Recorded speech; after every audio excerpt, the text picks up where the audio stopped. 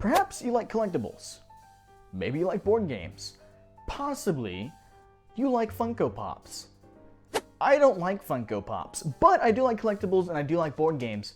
And Funko Games just happened to make another game called Star Wars Rivals. They've made some games in the past that to me seemed not so enticing. However, I did not give them a shot yet, so I can't say too much. But this game caught my attention. I was walking through Walmart one day, and it just so happens to be in the aisle of the games. And I looked in the back of it, and I saw the gameplay, or the potential gameplay that it could have. And then I saw that it had little character booster expansions.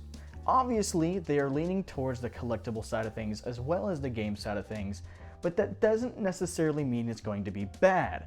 So let's jump into this, let's open these up, let's see what you get inside, and then I'll show you guys how to play and I'll give you my thoughts on it.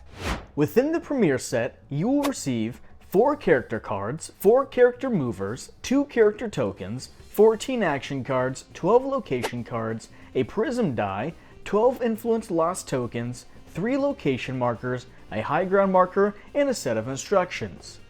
Within the booster box, you will receive 1 character card, 1 character mover, 2 character tokens, 5 action cards, 2 location cards, a single die, 6 influence lost tokens, 3 location markers, a high ground marker, and another set of instructions. The only difference between the instructions in the Premier box and the booster box is just the art. Everything else is exactly the same.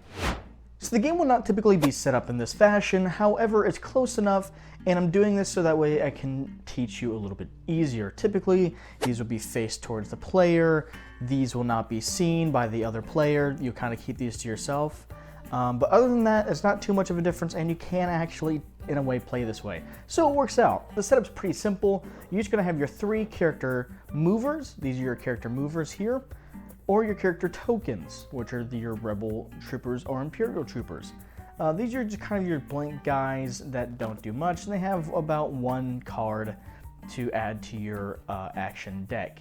Each character mover, each kind of miniature, as I'm going to call them, has 3 action cards that you get to add to your deck.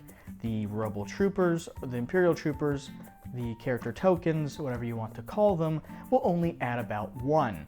Now, you can probably change that in your own personal games, but that's just the standard. Next, you're going to have 12 location cards. Each player chooses 6 location cards to be shuffled and put into the deck. Once they're chosen and shuffled, you're going to draw and place down, face up, 3 locations down the middle, and then label them 1 through 3 with your handy tokens. These are going to be the locations that you're starting with and will correspond with the die that you will roll. After everything is set up and everyone has chosen their 3 characters and had their decks ready, they shuffle their decks, draw 3, and then the player who's going first gets the high ground token. In this case, light side player will be going first. This game will consist of several rounds, and each round will consist of several steps. However, each step is pretty easy to understand and easy to follow. The first step, each player will take turns placing their character tokens and movers on different locations that are currently active in the game, starting with whoever has the high ground. In this case, it's the light side, and Commander Cody is going to be placed at the Geonosian Weapons Factory. And you can see here, there's a special effect here. Characters with 3 influence or lower have +2 influence here. Commander Cody has 5 influence, so this does not affect him. Next, the dark side player will play and will decide to play Asajj Ventress, also at the Geonosian Weapon Factory. And if you remember the trait for the Geonosian Weapon Factory location, characters of influence of 3 or less get +2 influence. Therefore, Asajj Ventress, since she only has 2, is now currently at 5 influence and is tied with Clone Commander Cody. Next, the light side player will play their next mover, and they're going to play Luke Skywalker at the Kamino Cloning Facility. The dark side player will take their turn and put the Imperial Trooper there as well. Going back to the light side, he'll even it out and play a Rebel Trooper at Darth Vader's Meditation Chamber. And Darth Vader, to finish it out, will also play Darth Vader there. Now, Darth Vader's Meditation Chamber has a special effect as well. If you score this location, you may remove all negative tokens from a character here. These are your negative influence tokens and will be placed on characters through different effects. So that's the end of step 1. Now we move on to step 2, which is also pretty simple. Whoever has the high ground will take the die and will roll it. In this case, they rolled this symbol here. This symbol means that the location or locations with the highest score value get scored. And that will be, in this case, the 2 4s.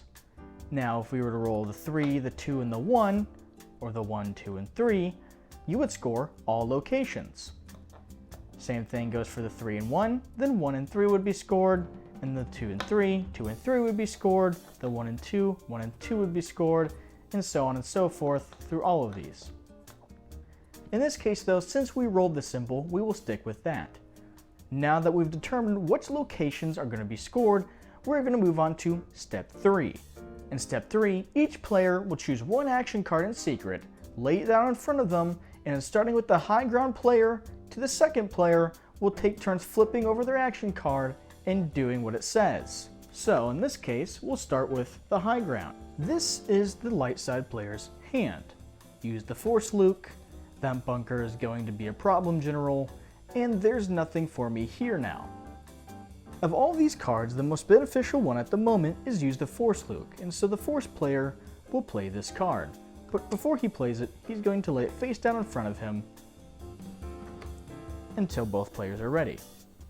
Next, we'll move on to the dark side player. The dark side player has, I find your lack of faith disturbing, you do not know the power of the dark side, and your weakness will not be my downfall.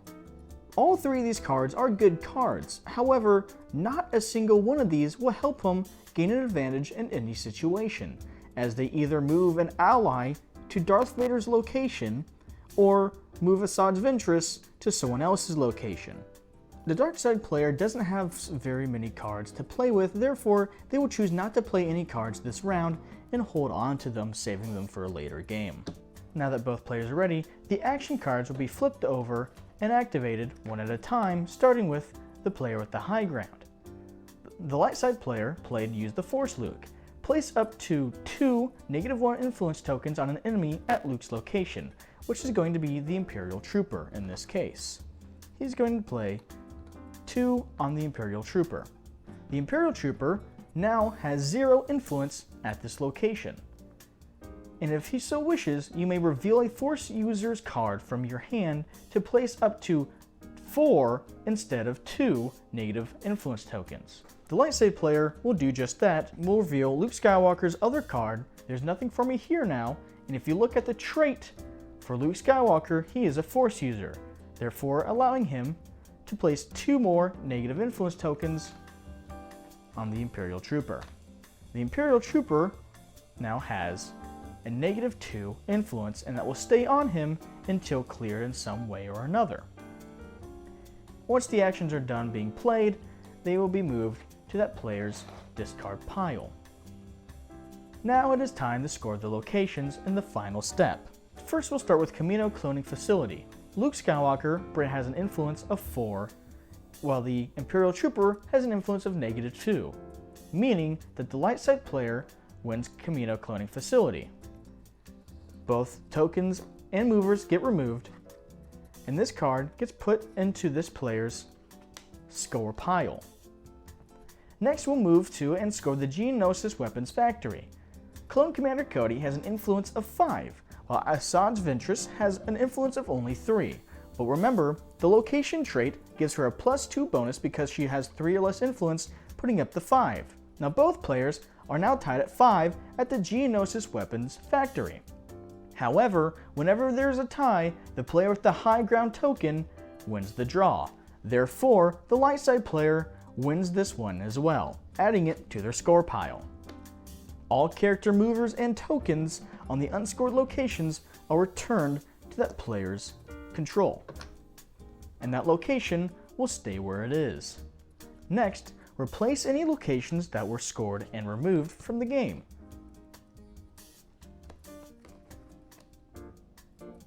Finally, any player who has less than 3 cards draws back up to 3, or if they have a holographic character, they draw back up to 4. And that's the end of that round. This process will continue until all locations have been gone through. If you run out of location cards in your location deck to replace locations that have been scored, that is perfectly fine, and play with the ones currently out here until all have been placed into a score pile.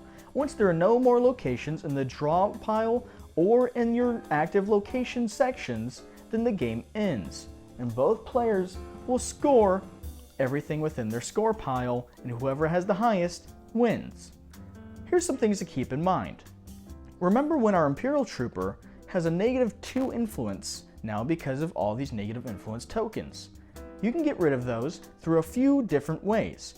One way is to look at your location traits. If you score this location, you may remove all negative influence tokens from a character here. So if you had the Imperial Trooper and, for example, Darth Vader here at the same time, and you managed to win this location, you could remove all negative influence tokens from the Imperial Trooper or from Darth Vader if you added some from any of his action cards. Or, if there's no locations out here with that ability, you can actually deploy one of your character tokens or movers to the back to tank. The back to tank, there is no specific location, card, or area in the game. All you have to do is state that you're playing this character in the back to tank and deploy them next to a location or somewhere along this area of the board. At the end of that round, you will remove all negative influence tokens and they will be moved back to your control. Another thing to keep in mind are missions.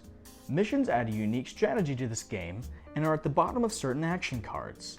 With these cards, you can either play them regularly and use this ability here, or you can hold them into your hand, deciding not to play them, and at any time during the game, if you complete the objective down here at the bottom of this card, you may move this card from your hand to your score pile, scoring these points here at the end of the game. As you can see, the gameplay for this game is quite simple, though it's still enjoyable and pretty fun. The concept of having locations and fighting for it is nothing new. If you've ever heard of Smash Up or Marvel Snap, then you're already pretty used to this concept. However, this is a fun way to do it, the influence system is fun, the cards seem pretty balanced, and so far I'd say I highly recommend this game. So this has been a full review of Star Wars Rivals, and overall it's a great game. It's simple enough that anyone can kind of hop in and play, but complex enough that, more advanced board gamers and tabletop game enjoyers will enjoy the game. I think it's fun. I'm looking forward to playing this with my family and friends. It's just fun. Now, I heard that there are some issues with the hologram collectibles, and basically a hologram is one of these characters, just translucent blue, kind of like your typical special collectible figures, because whenever you have one of those characters, you actually get to have an extra card in your hand, and that can cause some problems with balancing, and I get where there might be a problem, but I also get it from a marketing standpoint and a collectible standpoint. I'm not going to say too much about that because I don't have one, so I can't really test it.